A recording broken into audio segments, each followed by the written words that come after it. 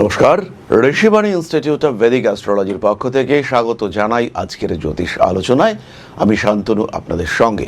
আলোচ্য বিষয় শনির নক্ষত্র পরিবর্তন। রেবতী নক্ষত্রে 17ই মে শনিদেব প্রবেশ করেছেন এবং এর ফলে কর্কট রাশি বা লগ্নের মানুষদের ক্ষেত্রে ভালো পরিবর্তন দেখতে পাওয়া যাবে। ভালো পরিবর্তন মানে অনেকটা পরিবর্তন দেখতে পাওয়া যাবে। কর্কটের জন্য বুধ অর্থাৎ রেবতী নক্ষত্রের অধিপতি, তিনি হলেন তৃতীয় এবং দ্বাদশপতি। স্বল্পকালীন দীর্ঘকালীন বিদেশ যাত্রা, আর নবম ভাব সেটি হলো মধ্যকালীন বিদেশ যাত্রা। অর্থাৎ তৃতীয় ভাবে শনিদেবের উপস্থিতি বা প্রভাব সেটা নির্দেশ করে 3 থেকে 15 দিনের জন্য বিদেশ যাত্রা।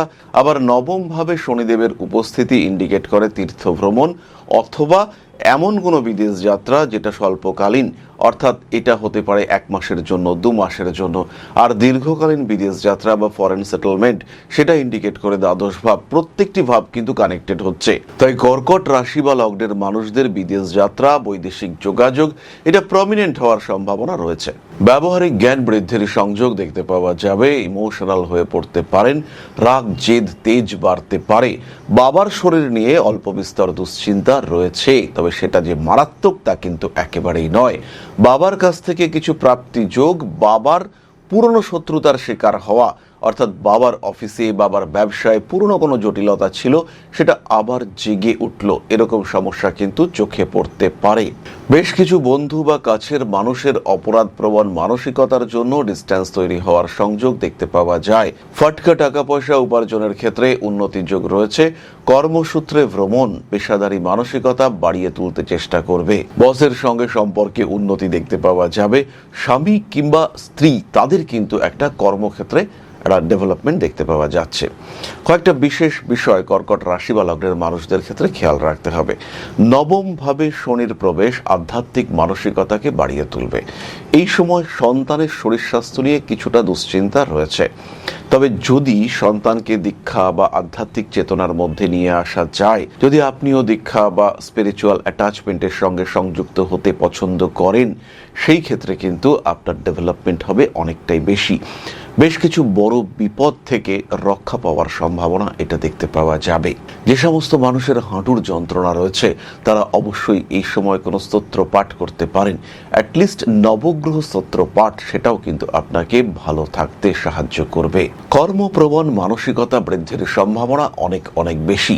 এই সময় গাড়ি কেনার একটা চিন্তা করতে পারেন। গাড়ি কেনার চিন্তা আসবে, কিন্তু গাড়ি কিনবার সময় দেখতে হবে যে কোন গাড়িটা আপনার জন্য অ্যাপ্লিকেবল, কোন গাড়িটা আপনি কিনতে পারেন, আপনার বিভিন্ন রকম ক্রাইটেরিয়া কোন গাড়িটার সঙ্গে ম্যাচ করছে। তার সঙ্গে সঙ্গে অবশ্যই কিন্তু কালার সিলেকশন এটাও আপনাকে করতে হবে। সেখানে হঠকারিতা অ্যাভয়েড করতে হবে। আপনি হতে পারেন একজন গৃহবধূ, আপনার কিন্তু অ্যালার্জি, ঠান্ডা লাগা ইত্যাদির সম্ভাবনা রয়েছে। আগুন থেকে আপনাকে সাবধান হতে হবে। ছোট্ট ছোট্ট ভুল সেটা কিন্তু আপনাকে বেশ সমস্যার মধ্যে ফেলতে পারে।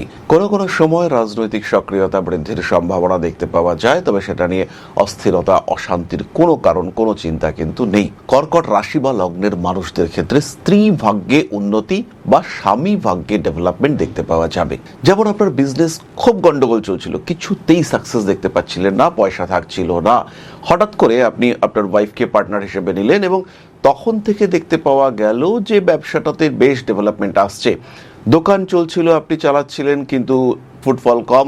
হঠাৎ করেই আপনার দোকানে আপনার স্ত্রীও বসতে শুরু করলেন, সেই সময় থেকে ডেভেলপমেন্ট শুরু হলো। এরকম ঘটনা এটা আমরা দেখতে পাবো এই স্প্যানের মধ্যে। অর্থাৎ এই যে শনিদেব রেবতী নক্ষত্রে প্রবেশ করলেন, মোটামুটি 26শে জুলাই পর্যন্ত এর ইম্প্যাক্ট কিন্তু শুরু হয়ে যাবে। আরও একটি বিষয়, অনেক দিন ধরে বিয়ের কথাবার্তা ফাইনালাইজ হচ্ছিল না। দেখে শুনে বিয়ে হবে, অ্যারেঞ্জ ম্যারেজ হবে, কিন্তু লোক পাওয়া যাচ্ছিল না কাকে বিয়ে করবেন আপনি। হঠাৎ করেই আপনার বাবা বা পিতৃকুলের কোনো ব্যক্তি তিনি একজন পার্টনার খুঁজে পেলেন যে এর সঙ্গে বিয়ে হতে পারে, আমাদের ছেলে অথবা আমাদের মেয়ে এর সঙ্গে অ্যাডজাস্ট করতে পারে। এরকম একটা সম্পর্ক সম্বন্ধ হঠাৎ করেই আপনার সামনে চলে আসতে পারে। এই সময় জ্যোতিষীদের কিন্তু রমরমা হতে চলেছে। যারা জ্যোতিষ প্রেমী, যারা জ্যোতিষ চর্চাকারী, তারা কিন্তু ভালো ডেভেলপমেন্ট দেখতে পাবেন এই সময়। আইনি সমস্যা থেকে পার্মানেন্ট সলিউশন, সেখান থেকে টোটালি বেরিয়ে আসার সুযোগ এটা দেখতে পাওয়া যাবে। কোনো কোনো সময় গোপন শত্রুতা বাড়তে পারে। অনেক দিনের পুরনো শত্রুতা হঠাৎ জেগে ওঠার সম্ভাবনা সেটা কিন্তু তৈরি হতে পারে। কর্কটের সম্পর্কে যত ভালো কথা আমরা বলি না কেন, যত ভালো কথা যেই বলুক না কেন, একটা বিষয় খেয়াল রাখতে হবে, কর্কটের জন্য শনিদেব কিন্তু সপ্তমপতি অষ্টমপতি প্রবল মারক গ্রহ। সপ্তমপতি অষ্টমপতি হওয়ার জন্য শনিদেব কিন্তু শুভ গ্রহ নয়। তিনি দ্বাদশপতি তৃতীয়পতির নক্ষত্রে নবম ভাবে বসে আপনার ভাগ্যভাবকে কিন্তু অস্থির করতে পারেন।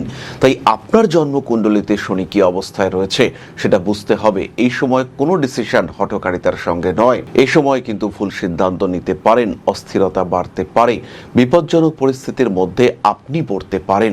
আপনার সিদ্ধান্তের কারণে সৃষ্টি হতে পারে সাংসারিক, পারিবারিক, অর্থনৈতিক জটিলতা।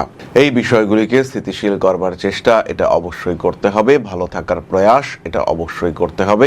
নিজেকে সুস্থ রাখার চেষ্টা এটা অবশ্যই করতে হবে।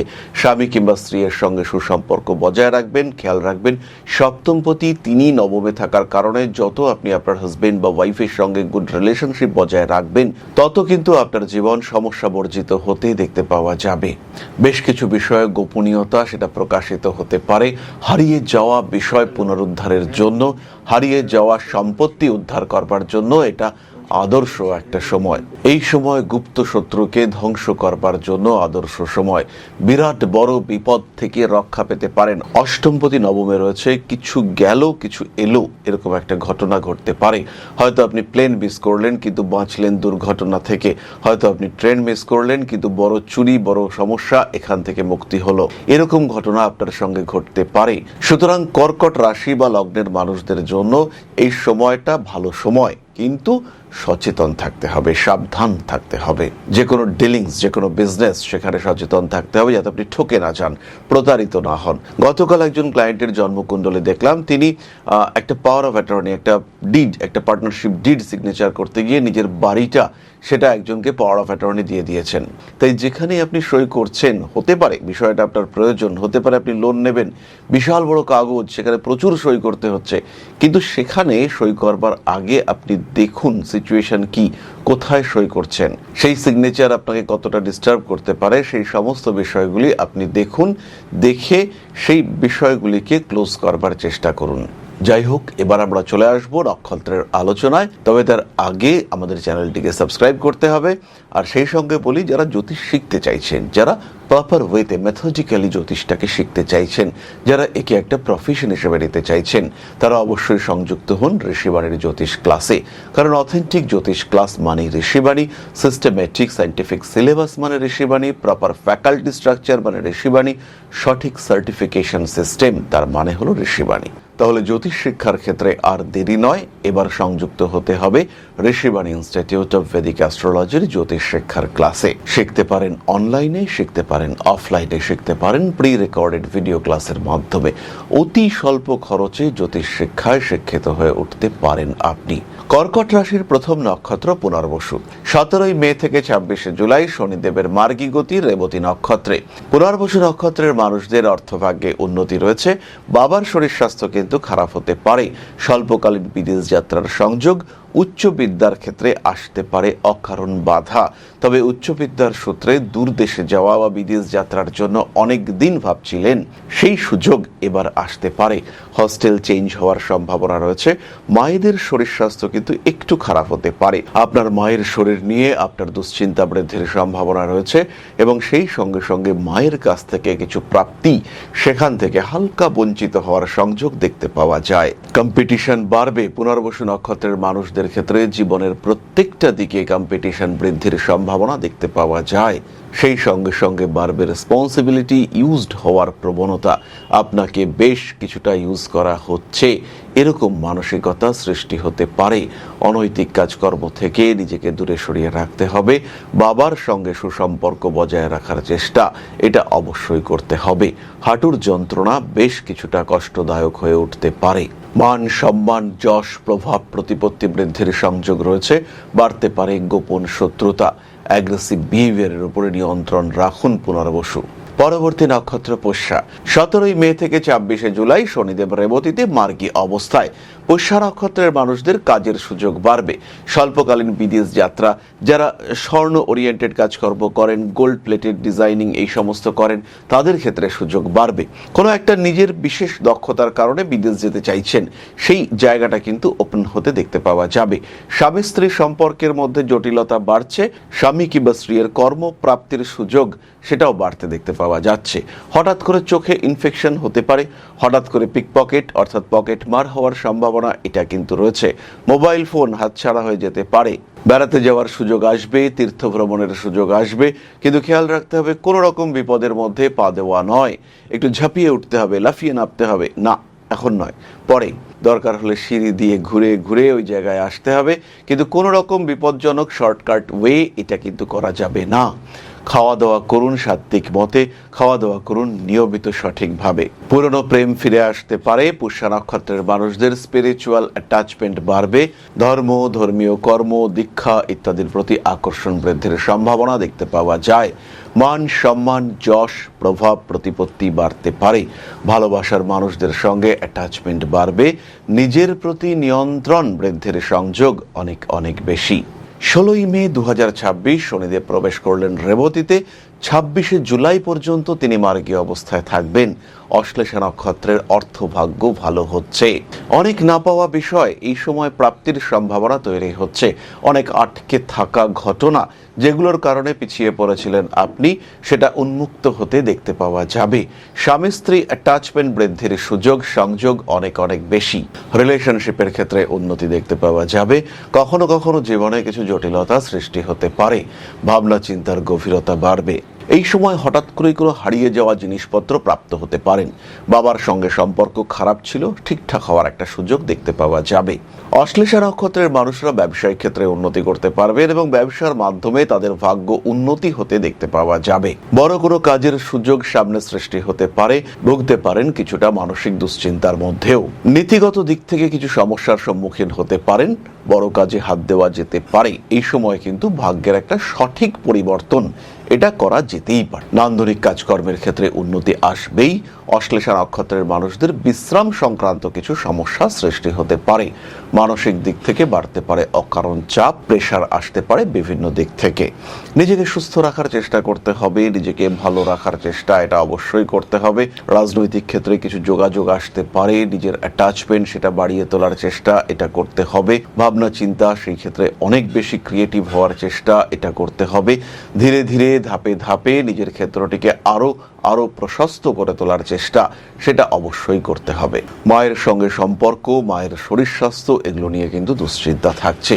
আর সবচেয়ে বড় কথা, নিজের শরীরের দিকে নজর দিতে হবে অশ্লেষাকে, কারণ অশ্লেষাও বুধের নক্ষত্র, রেবতীও বুধের নক্ষত্র। রেবতী নক্ষত্রে সপ্তমপতি অষ্টমপতি শনিদেব তিনি প্রবেশ করছেন। শরীরের উপরে কিন্তু একটা বড় ধাক্কা আসতে পারে। বেশ কিছু মানুষ যারা একটু জটিল সম্পর্কযুক্ত, তাদের ক্ষেত্রে কিন্তু সমস্যা আসতে পারে। হতেই পারে আপনি এমন একটি এক্সট্রা ম্যারিটাল রিলেশনশিপে রয়েছেন যেটা এখনো স্বীকৃতি পায়নি। এরকম কোনো সম্পর্ক সেটা কিন্তু জটিল আকার ধারণ করতে পারে। পারিপার্শ্বিক পরিস্থিতি কিছুটা অস্থির হয়ে উঠতে পারে। প্রতিবেশীদের সঙ্গে অকারণ বচসায় জড়িয়ে পড়তে পারেন। এই সমস্ত দিকে একটু খেয়াল রাখার চেষ্টা করতে হবে। রেবতী নক্ষত্রের শনিদেব প্রতিকার স্বরূপ কর্কট রাশি বা লগ্নের মানুষরা শনি চালিসা পাঠ করতে পারেন। ভগবান শিবের যে কোনো স্তোত্র পাঠ আপনাদের জন্য শুভ। ধারণ করতে পারেন ক্লিয়ার ক্রিস্টাল এবং অ্যামেথিস্ট ব্রেসলেট। জীবনের যে কোনো রকম প্রতিবন্ধকতা থেকে নিজেকে ফ্রি রাখার চেষ্টা এটা অবশ্যই করতে হবে। সেই সঙ্গে সঙ্গে যতটা সম্ভব রেসপন্সিবিলিটি সেখান থেকে নিজেকে একটু গুটিয়ে রাখার চেষ্টা সেটা করতে হবে।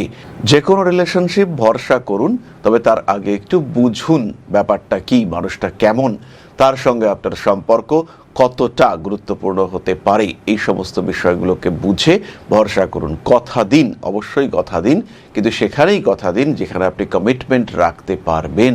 অতিরিক্ত পরিশ্রম অ্যাভয়েড করার চেষ্টা করতে হবে। সুযোগ সন্ধানী ব্যক্তিদের থেকে দূরে থাকতে হবে। হনুমান মন্দিরে নিয়মিত যাতায়াত করা যেতে পারে। কালো তিল এটা দান করা যেতে পারে। তেলের প্রদীপ প্রজ্বলন অত্যন্ত শুভ। তাহলে আজকের আলোচনা আমরা আর দীর্ঘায়িত করব না। সবাই সুস্থ থাকুন, ভালো থাকুন, মা শ্রী শ্রী আদিশক্তির পূর্ণ আশীর্বাদ বর্ষিত হোক আপনাদের উপর, সমৃদ্ধ আরো সমৃদ্ধ হয়ে উঠুক আপনাদের প্রত্যেকের জীবন। জয় মা আদিশক্তি। নমস্কার। ओम नकारादि पंचाशद्वर्णेभ्यो स्वाहा। ओम प्रतिपादादि तिथिभ्यो स्वाहा। ओम कृष्णपक्षाय स्वाहा। ओम शुक्लपक्षाय स्वाहा। ओम अमावस्याय स्वाहा। ओम पूर्णिमाय स्वाहा।